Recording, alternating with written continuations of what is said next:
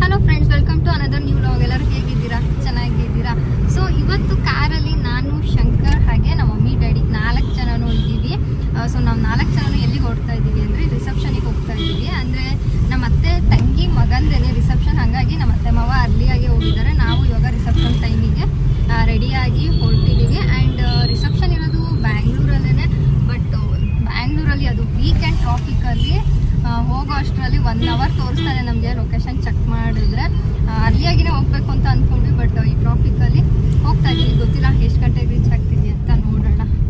Evening ರಿಸೆಪ್ಷನ್ಗೆ ಹೊಡೋಕ್ಕಿಂತ ಮುಂಚೆ ನಾವು ಮಧ್ಯಾಹ್ನದಂಗೆ packing ಮಾಡ್ಸೋಕ್ಕೆ ಹೊರಟಿದ್ವಿ. ಗಿಫ್ಟನ್ನ ತೊಗೊಂಡಿದ್ವಿ ಅವ್ರಿಗೆ ಕೊಡೋಕ್ಕೆ ಅಂತ, ಬಟ್ ಪ್ಯಾಕಿಂಗ್ ಆಗಿರಲಿಲ್ಲ. ಸೊ ಹಾಗಾಗ್ಬಿಟ್ಟು ಪ್ಯಾಕಿಂಗ್ ಮಾಡಿಸೋಣ ಅಂತ ಮಧ್ಯಾಹ್ನ ಹೊರಟ್ವಿ.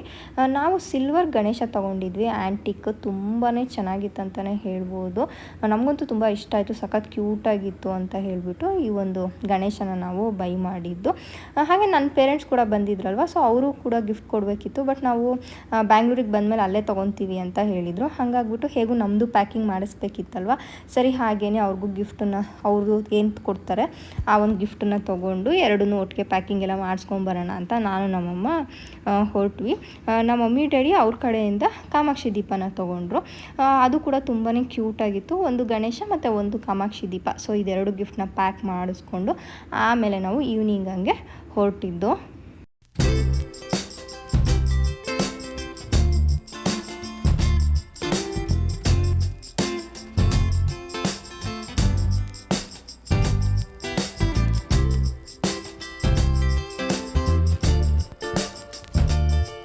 ಇನ್ನು ಫ್ಯಾಮಿಲಿ ಫಂಕ್ಷನ್ಗೆ ಅಂತ ಹೋದ್ಮೇಲೆ ಆಬ್ವಿಯಸ್ಲಿ ತುಂಬ ಜನ ನೆಂಟರಿಷ್ಟರೆಲ್ಲ ಸಿಗ್ತಾರೆ. ಸೊ ಅವ್ರ ಜೊತೆ ಎಲ್ಲ ಮಾತಾಡಿಕೊಂಡು ತುಂಬ ಚೆನ್ನಾಗಿಯೇ ಹೋಯಿತು ಅಂತ ಹೇಳ್ಬೋದು ಒಂದು ಈವ್ನಿಂಗು.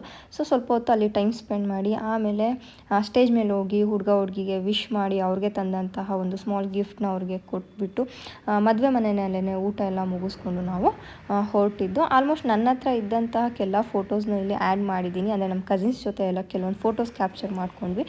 ಸೊ ಅದೆಲ್ಲ ಫೋಟೋಸ್ನ ಕೂಡ ನಾನು ಈ ಒಂದು ವಿಡಿಯೋದಲ್ಲೇ ಆ್ಯಡ್ ಮಾಡಿದ್ದೀನಿ.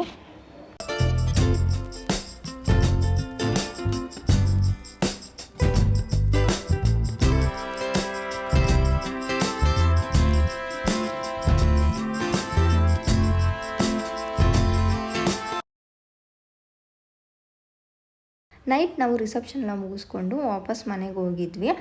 ಮದುವೆ ಬ್ಯಾಂಗ್ಳೂರಲ್ಲೇ ಇತ್ತಲ್ವ, ಸೊ ಹಾಗಾಗ್ಬಿಟ್ಟು ಬೆಳಿಗ್ಗೆ ಬರ್ಬೋದು ಮತ್ತು ಆರಾಮಾಗಿ ಅಂತ ನಾವು ವಾಪಸ್ ಮನೆಗೆ ಹೋಗಿದ್ವಿ. ಮಾರ್ನಿಂಗ್ ಸ್ವಲ್ಪ ಅರ್ಲಿಯಾಗಿಯೇ ಎದ್ದು ಎಲ್ಲರೂ ರೆಡಿ ಆಗಿಬಿಟ್ಟು ಮತ್ತೆ ವಾಪಸ್ ನಾವೆಲ್ಲರೂ ಚೌಟ್ರಿಗೆ ಬಂದ್ವಿ. ಅರ್ಲಿಯಾಗಿಯೇ ಬಂದ್ವಿ ಆಲ್ಮೋಸ್ಟ್ ನಾವು. ಹಾಗೆ ಬಂದ ತಕ್ಷಣ ಫಸ್ಟು ಬ್ರೇಕ್ಫಾಸ್ಟ್ ಮಾಡ್ಕೊಳ್ಳೋಣ ಅಂತ ಬ್ರೇಕ್ಫಾಸ್ಟ್ ಮಾಡ್ಕೊಂಡ್ವಿ. ಹಾಗೆ ನನ್ನ ಮೇಕಪ್ ಲುಕ್ ಹೇಳ್ಬೇಕಂದ್ರೆ ಸಿಂಪಲ್ಲಾಗಿ ನಾನೇನೇ ಮೇಕಪ್ ಎಲ್ಲ ಮಾಡಿಕೊಂಡು ರೆಡಿಯಾಗಿತ್ತು. ತುಂಬ ಸಿಂಪಲ್ಲಾಗಿ ಕ್ಯೂಟಾಗಿತ್ತು ಅಂತಲೇ ಹೇಳ್ಬೋದು.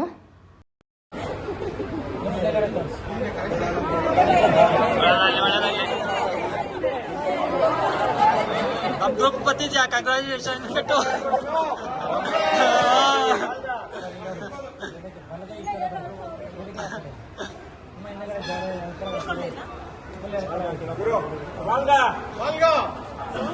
गट्टी मेला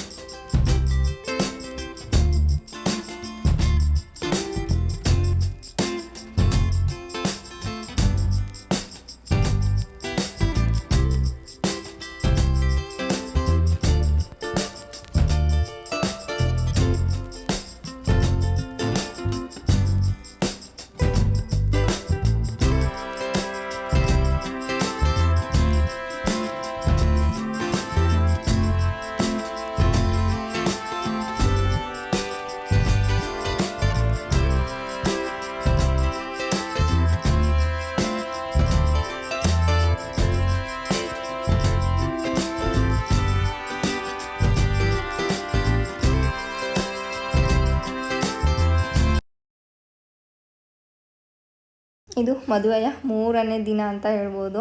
ಅಂದರೆ 2 ದಿನ ಇವಾಗ ನೈಟ್ ರಿಸೆಪ್ಷನ್ನು ಮತ್ತು ಬೆಳಗ್ಗೆ ಮುಹೂರ್ತ ಇದೆಲ್ಲ ಬ್ಯಾಂಗ್ಳೂರಲ್ಲಿ ಆಯಿತು ಆಯಿತಾ. ಹುಡುಗ ಬೇಸಿಕಲಿ ಬಂದ್ಬಿಟ್ಟು ತುಮಕೂರು. ಸೊ ಹಾಗಾಗ್ಬಿಟ್ಟು ಅವರು ತುಮಕೂರಲ್ಲಿ ಕೂಡ ರಿಸೆಪ್ಷನ್ ಇಟ್ಕೊಂಡಿದ್ರು. ಸೊ ಫ್ಯಾಮಿಲಿ ಫಂಕ್ಷನ್ ಆಗಿದ್ದರಿಂದ ರಿಸೆಪ್ಷನ್ಗೂ ಹೋಗಲೇಬೇಕು ಅಂತ ಅಂದ್ಕೊಂಡು, ಆ್ಯಕ್ಚುಲಿ ವೀಕ್ ಡೇ ಆಗಿತ್ತು, ಬಟ್ ಸ್ಟಿಲ್ ಸ್ವಲ್ಪ ಶಂಕರ್ ಕೆಲಸ ಎಲ್ಲ ಅರ್ಲಿಯಾಗಿ ಮುಗಿಸ್ಕೊಂಡು ಎಲ್ಲರೂ, ಅಂದರೆ ನಾನು, ಶಂಕರ್, ಅಪ್ಪ, ಅಮ್ಮ, ನಮ್ಮ ಮಾವ ಎಲ್ಲರೂ ರಿಸೆಪ್ಷನ್ಗೆ ಹೋಗೋಕ್ಕೆ ತುಮಕೂರಿಗೆ ಅಂತ ಈವ್ನಿಂಗ್ ಹೊರಟಿದ್ದು. ಹೊಟ್ಟೆ ಹಸಿತಾ ಇತ್ತು ಮತ್ತು ಈವ್ನಿಂಗ್ ಕೂಡ ಆಗಿತ್ತಲ್ವ. ಸೊ ಮಧ್ಯದಲ್ಲಿ ಸ್ವಲ್ಪ ಬ್ರೇಕ್ ತೊಗೊಂಡು ಹೋಟೆಲಲ್ಲಿ ಸ್ವಲ್ಪ ಸ್ನ್ಯಾಕ್ಸ್ ಥರ ಏನಾದ್ರು ತಿನ್ಕೊಳ್ಳೋಣ ಅಂತ ತಿಂದ್ಕೊಂಡು ಅದಾದಮೇಲೆ ನಾವು ರಿಸೆಪ್ಷನ್ಗೆ ತುಮಕೂರಿಗೆ ಹೋದ್ವಿ. ಇನ್ನು ನಮ್ಮ ಅತ್ತೆ ಬ್ಯಾಂಗ್ಳೂರಲ್ಲಿ ಮದುವೆ ಎಲ್ಲ ಮುಗಿಸ್ಕೊಂಡು ಹಿಂದಿನ ದಿನ ಅವ್ರ ಜೊತೆನೇ ತುಮಕೂರಿಗೆ ಹೋಗಿದ್ರು. ಹಾಗಾಗಿ ನಾವು 5 ಜನ ಮಾತ್ರ ತುಮಕೂರಿಗೆ ನೆಕ್ಸ್ಟ್ ಡೇ ಬಂದಿದ್ದು. ಆಲ್ರೆಡಿ ನಮ್ಮ ಅತ್ತೆ ರಿಸೆಪ್ಷನಲ್ಲಿದ್ದರು, ನಾವು ಆಮೇಲೆ ಹೋಗಿ ಜಾಯಿನ್ ಆಗಿದ್ದು.